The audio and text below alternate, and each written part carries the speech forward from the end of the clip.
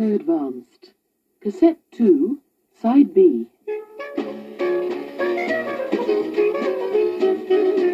On this side, we talk to a New York taxi driver and take a step into the world of romance to find out what people look for in their ideal partner. But first, we turn our attention to Japan.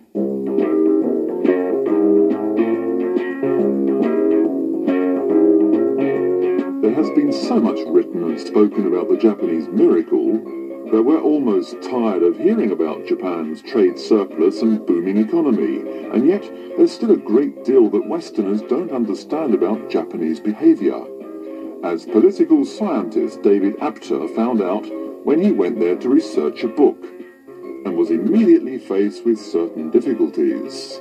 Perhaps the biggest difficulty in working in Japan was and remains, for an outsider, the problem of Japanese silences, where people in other cultures tend to tell you things rightly or wrongly. The Japanese tend not to say things either rightly or wrongly. And so one has to investigate, you might say, the strategy of presentation of ideas and then become concerned about where the conversation stops. Very little in Japan, especially when one is interviewing, is uncontrived, is by chance. And an outsider doesn't really know that. Everybody in the West knows about the Japanese miracle, the economic miracle, and there's been a lot of discussion about how they've achieved the miracle in terms of management. Can you talk a little bit about the way their management system is different, for example, from that in the States? Well, it's extremely different, and it may not remain as different because I think the Japanese themselves are getting a little bit restless with the system. It's a lockstep system. It depends very heavily on the educational system. The screening that starts to take place in the schools continues through secondary school, which determines not only if you go to university, but which university you go to. The universities are organized in a strictly hierarchical fashion, with the University of Tokyo at the top and the University of Kyoto just underneath it. And then a very clear demarcation of other universities in descending order, from which individuals will be drawn to certain firms or factories or plants or occupations, and there they will spend the rest of their lives. It's a system of total security. People will be promoted as regular as clockwork, and they work in small units so that, in effect, they check on each other. Anybody who's slower or less efficient than others penalizes the group. So you have a kind of internal structure of a small group. At the management level, the age of retirement, mandatory age of retirement, is 55, which means a relatively young management, which works very, very hard. It's possible for the best people to be rehired for 5-year periods. And so, in effect, you have both the hierarchy of excellence in education represented in administration, the best people going to the best jobs, and then you have at the top levels of administration the best senior cadres selected after the retirement of the others, so that you have a kind of double system of checking on efficiency, qualification, and performance. Now, how well did you understand what David said? And very little in Japan, especially when one is interviewing, is uncontrived. Repeat. Uncontrived. Does this mean? Not intended. Unimportant. Not intended. Uncontrived. Not intended. To contrive can also mean to succeed in making something happen. For example, she contrived to get elected, although some people say that not many people voted for her. then it may not remain as different because I think Japanese themselves are getting a little bit restless with the system. Repeat. Restless. Does this mean Relaxed. Impatient. Impatient. restless, impatient, bored? For example, It was a long journey, and the children got quite restless in the back of the car. It's a lockstep system. repeat.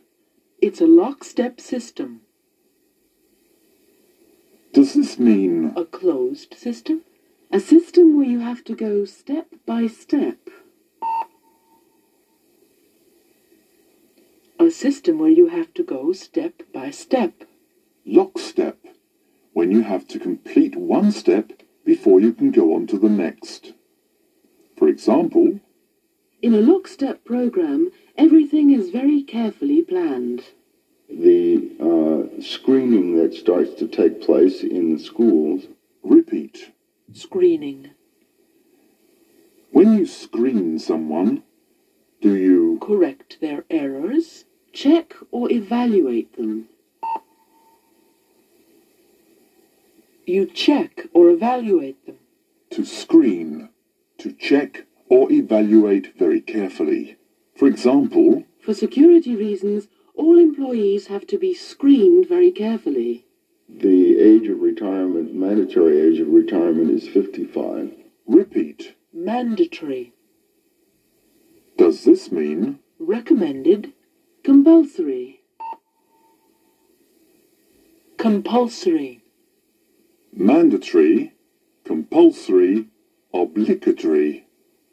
For example, In Australia, everyone has to vote in elections. It is mandatory. now listen to some of the words David used and repeat them, paying special attention to where the tonic accent falls on each word. Ready? Listen and repeat. Hierarchical. Japan is a very hierarchical society.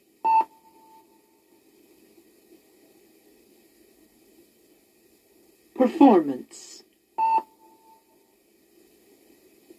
In this company, promotion depends on performance.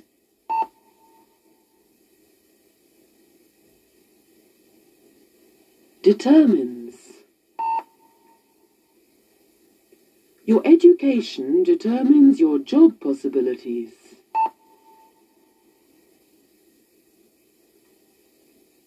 Penalizes.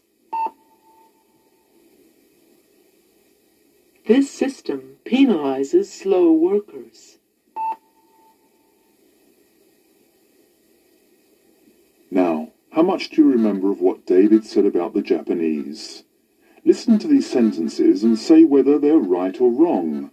Then check your answers with the part of the interview we will play again. For example, Things in Japan often happen by chance. wrong. David says that many things in Japan are contrived. Listen.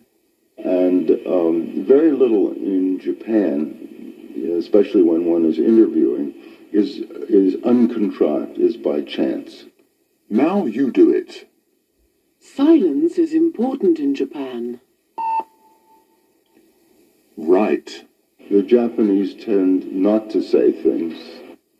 The Japanese are still happy with the system. Wrong. They're becoming restless. Because I think Japanese themselves are getting a little bit restless with the system. The educational system is very important in Japan. Right. It depends very heavily on the educational system. The Japanese retire at 60. Wrong. They retire at 55. At the management level, the age of retirement, mandatory age of retirement, is 55. The Japanese often change companies. Wrong. They usually spend their whole life in one company. from which individuals will be drawn to certain firms or factories or plants or occupations, and there they will spend the rest of their lives.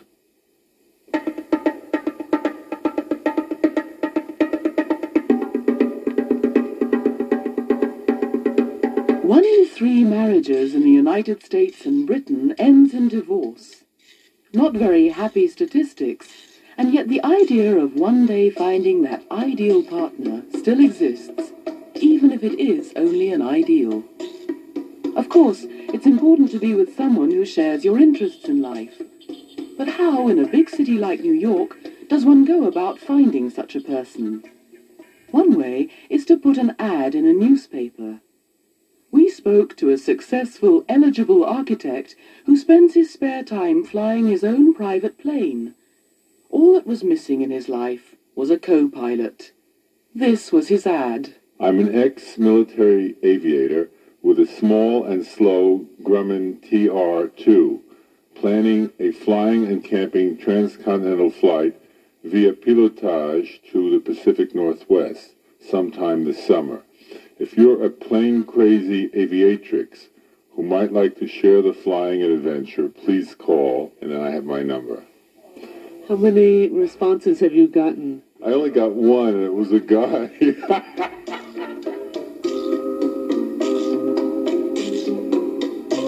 Well, if an ad doesn't work, you just have to look elsewhere. But it helps if you know what you're looking for. We asked some New Yorkers, mainly women, the men weren't so ready to talk about romance, what qualities they looked for in an ideal partner. Oh, no. A sense of humor, caring, nice looking, fun to be with. Sensitivity, intelligence, an interest in the world and events around us, a sense of humor, and compassion. In New York, how easy is it to find men like that? The single bar scene is not the way to find them. I don't know anything about the singles bar scene. Could you describe to me how it would look, what you'd do? A singles bar is... I find it very uncomfortable because when you walk in, the people around you are very aware of who's coming in and out, and the men tend to look for a woman who they think is attractive, who's dressed up, who's making a statement through her clothes and her makeup and her hair. And so it's a very sort of superficial attractiveness that occurs. And I feel like an object in a singles bar because that's what they're looking for. And when you start to engage in some small talk, it's all very superficial. And I find that very uncomfortable. I as well don't like the singles bar scene, and I find it very hard, in fact, to meet somebody like that. Really caring and nice. Someone who doesn't need me. Basically, I'd say someone who feels that they're equal and is in it 50-50. That's the most important thing. I couldn't stay with anyone, no matter what they looked like or what they did or whatever, if that isn't there. Oh, it's hard to say. Someone as strong as I am. Nice, trustworthy, friendly, understanding, and good-looking. Now listen to some of the expressions used. If you're a plane-crazy aviatrix, repeat. Plane crazy. Does this mean? Very interested in planes. An amateur pilot. Very interested in planes. Plane crazy, very interested in planes. If you're crazy about something, you're mad about it or very interested in it. For example, she's crazy about boys. She's boy crazy. I as well don't like the singles bar scene. Repeat. The singles bar scene. Does this mean? Everything connected with bars for single people. Going to just one particular bar. Everything connected with bars for single people. Singles. Single people. Scene, an area of activity. For example, the theatre scene is very lively in New York. Who's making a statement through her clothes and her makeup and her hair. Repeat. To make a statement. Does this mean to shock? To say something clearly. To say something clearly. To make a statement, to say something clearly. For example, don't pay any attention to her odd behavior. She's just trying to make a statement about her individuality. And when you start to engage in some small talk, it's all superficial. Repeat. Small talk. Does this mean superficial conversation? Brief conversation. Superficial conversation. Small talk. Superficial conversation. For example, I hate cocktail parties because you have to make small talk to people you don't know. Nice. Trustworthy. Repeat. Trustworthy.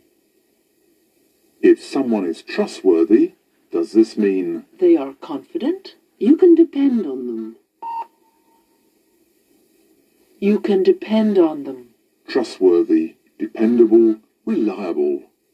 For example, you can be sure he'll give you your money back. He's very trustworthy. Now listen. Someone who cares. A caring person. Repeat. A caring person. Now you find the adjectives as in the example. A person with sensitivity. A sensitive person. Now you do it. Someone you can trust. A trustworthy person. Someone who looks good. A good-looking person. Now listen. I couldn't stay with anyone, no matter what they looked like or what they did or whatever, if that isn't there. Repeat. No matter what they looked like. No matter. It's not important. Listen to the example. You can say whatever you like. I'm leaving. No matter what you say, I'm leaving. Now you transform the sentences to use no matter. Buy it, however expensive it is. Buy it, no matter how expensive it is. Wherever he goes, follow him. No matter where he goes, follow him. Let him do what he likes. I know he loves me. No matter what he does, I know he loves me.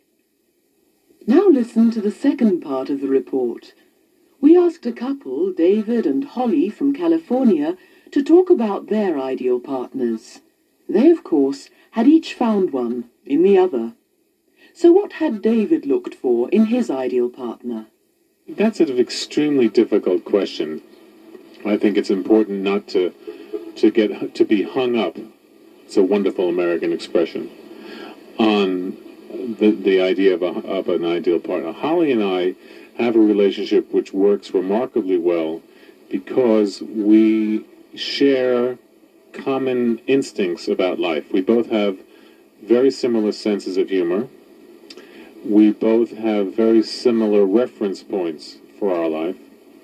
We both have enjoyed enough peaks and valleys in our life to be grateful for simpler things. But what really is important to me is to be involved with someone who is honest and who's willing to give and take in equal proportion, though Holly has a little more trouble taking than I do, and who is satisfied with just being together rather than being together and doing something. I have to not cry because I get so emotional. David has a way of putting things so well, I think, that he really said a lot of the things that I would think but not be able to say. And I think that the basic, fundamental quality that has made this relationship work is honesty. And we put that to each other the very first evening we met, and both of us have stuck to it, not religiously, but almost out of a sense of relief. It is so relieving to be honest with someone, and for me to be able to share weaknesses, share fears. These were things that I could never do before. And equally as important is to be able to give affection and have it received. It's just more than I ever dreamed possible. And to be appreciated. And those are the things that I have found with David. It's like a dream come true. Now listen to some of the vocabulary that was used. I think it's important not to be hung up. It's a wonderful American expression. Repeat. To be hung up. This is a colloquial expression often used. Does it mean To be involved. To be inhibited or nervous. To be inhibited or nervous. to be hung up, to be nervous about something, or have a complex about it? For example, Poor guy, he's really got a complex about going bald. Poor guy, he's really hung up about going bald. now you use to be hung up in the sentence. Don't be so mean. It's stupid to have a complex about money. Don't be so mean. It's stupid to be hung up about money. But almost out of a sense of relief. Repeat. Relief. Does this mean Proportion.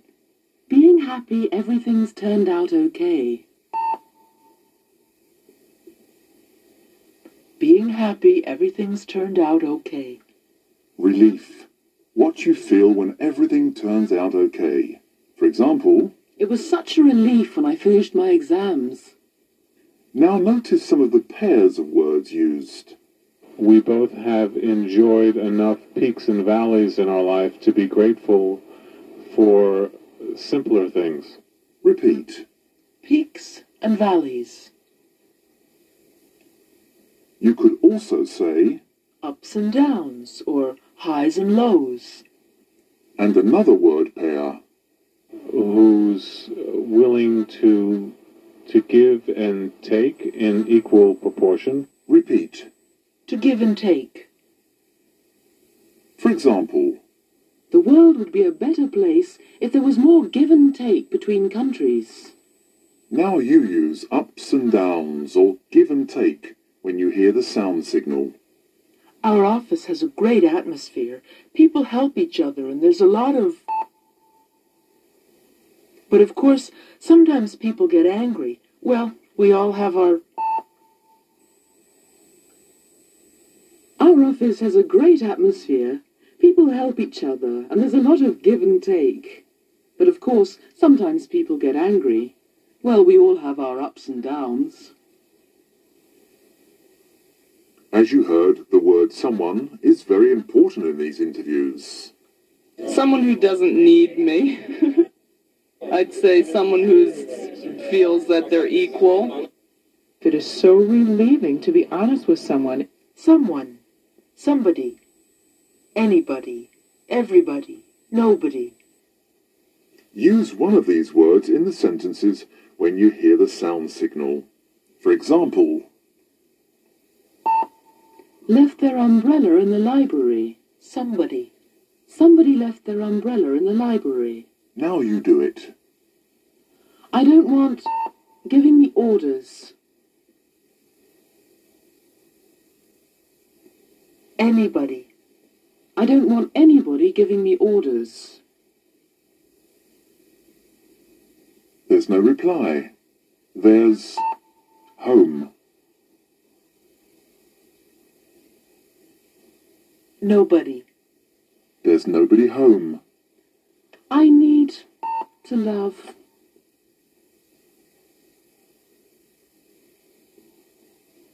Somebody. I need somebody to love. Will do. Anybody. Anybody will do.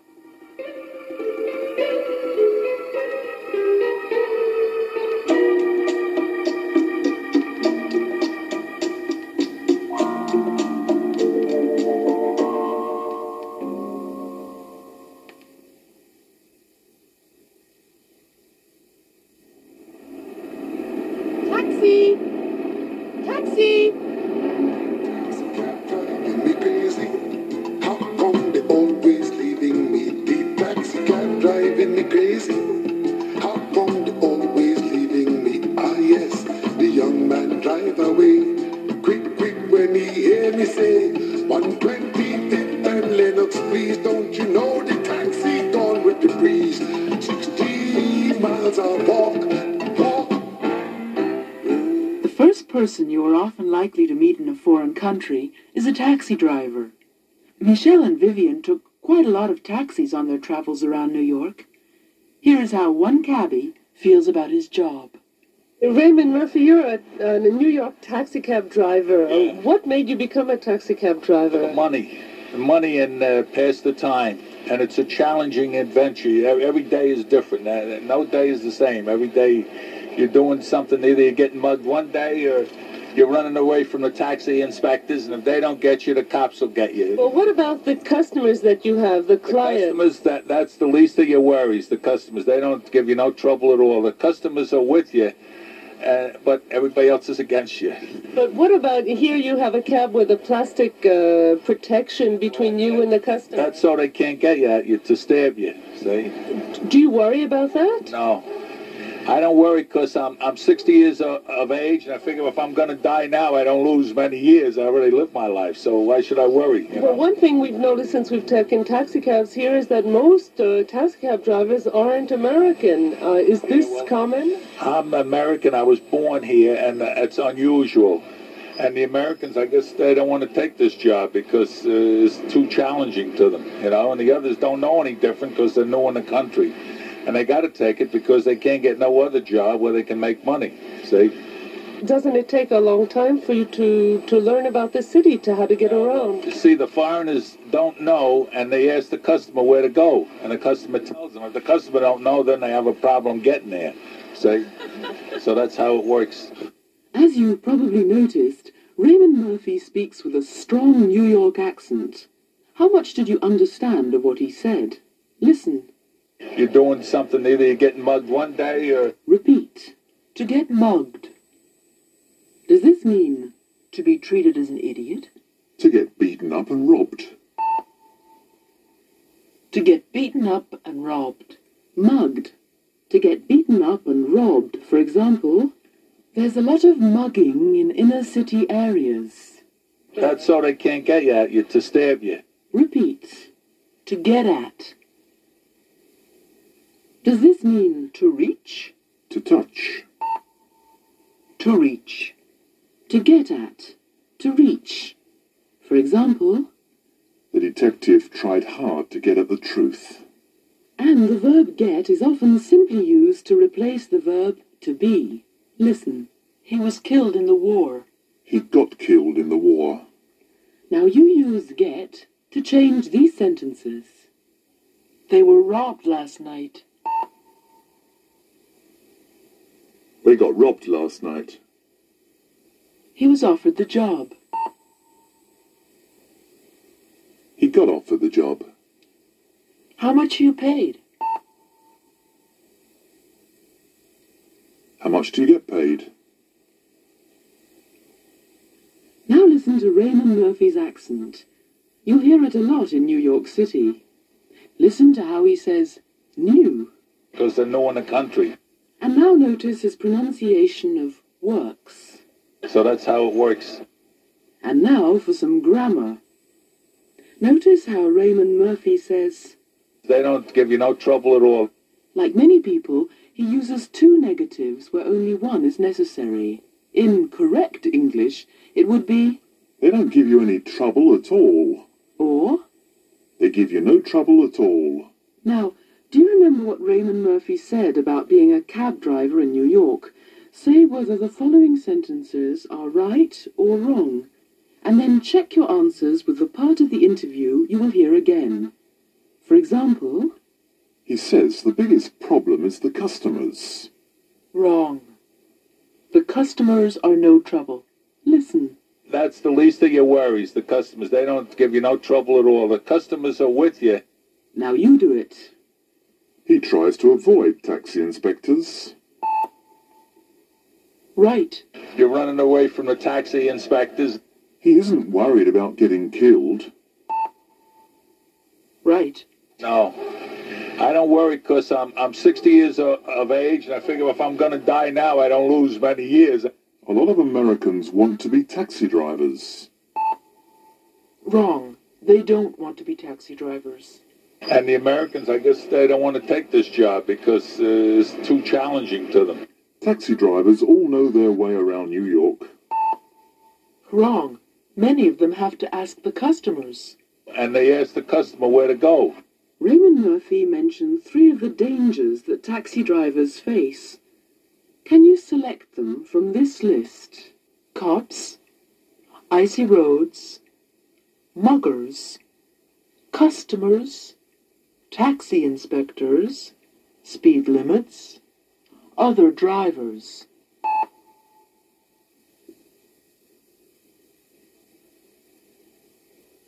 Cops, muggers, and taxi inspectors. Listen again to how he said it. You're doing something, either you're getting mugged one day or you're running away from the taxi inspectors, and if they don't get you, the cops will get you. Always leaving me, ah yes, the young man drive away. Quick, quick, when he hear me say, 125th and Lennox, please, don't you know the taxi gone with the breeze? 16 miles of walk, walk. End of side B.